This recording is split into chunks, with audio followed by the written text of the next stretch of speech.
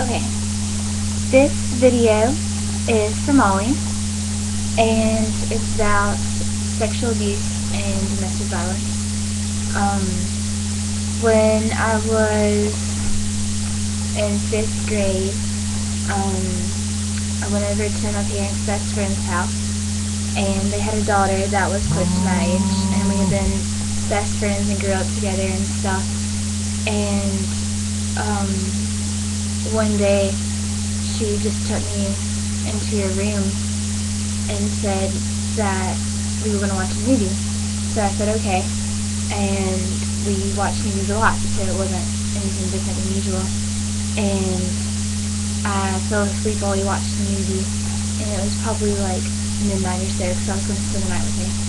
And all I remember is waking up on the floor, and she was on top of me and stuff, and my clothes were off and everything, and you kind of get the picture. But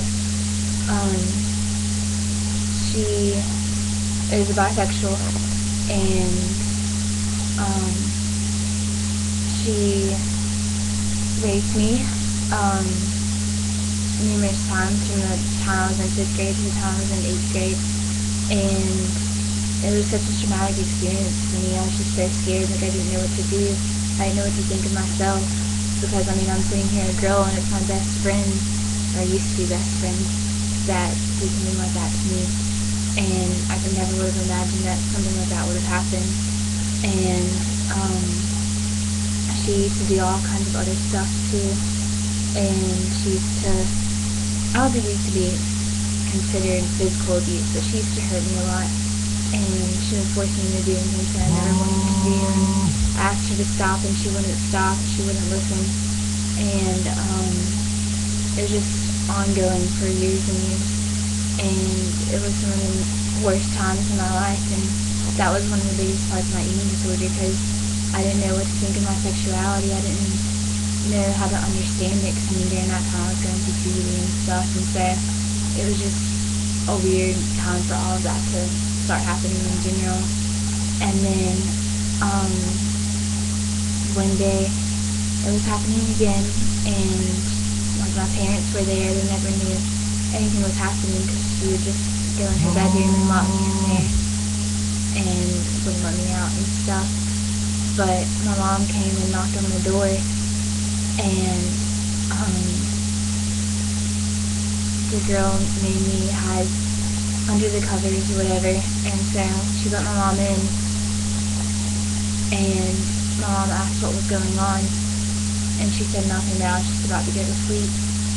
But my mom didn't know I was under the covers, crying, with my clothes off, and I mean, it was just horrible. And later my mom knew something was going on, but she didn't know exactly what, and she told me, like, later after all this ended, that she talked to my dad about it, but she thought it was just some kind of game or something we were playing, and it wasn't a game at all. And it was just so hard, because I mean, what if she would have said something? What if she would have done something different that could have stopped all of that? And that's just one of the hardest things you can ever go through, because it's so shameful, and you just feel so guilty. Like, what if I could have said something? What if I could have told somebody? What if something would have been different to change that?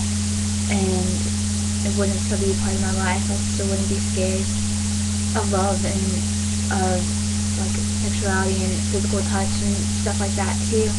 And I mean, when I got to run through and started talking about it, I mean, I was scared to talk about it, so I think I only said something once maybe, and it was just hard to say, so I just kept it all in. I pretended like nothing really happened, because I just wanted to avoid it. I didn't want to relive that. And then finally, where I got to a point where I needed to talk about it, where I couldn't hold it in anymore, my parents didn't want to believe me. They thought it was just some kind of thing we were doing. They thought it was just some kind of game to like figure out like who we were or something. I don't know. But I mean, it's so sad to think that so many people go through stuff like this. And don't get to ever talk about it, don't ever get to explain how much they're hurting to other people, or for other people to understand the kind of brokenness that we feel, because our purity was taken away from us, and it was never meant for that to happen. And I mean, especially for me, like, it wasn't a guy who hit me, it was a girl.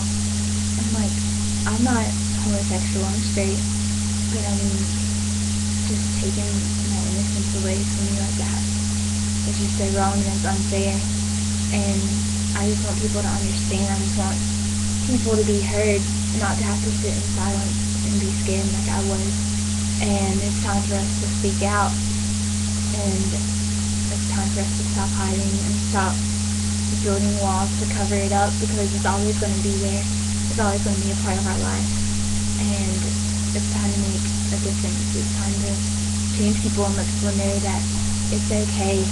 Well, it's not okay that it happened, but it's okay to talk about, and that it's okay to share with others, and it's okay to have compassion for people who have experienced something like that.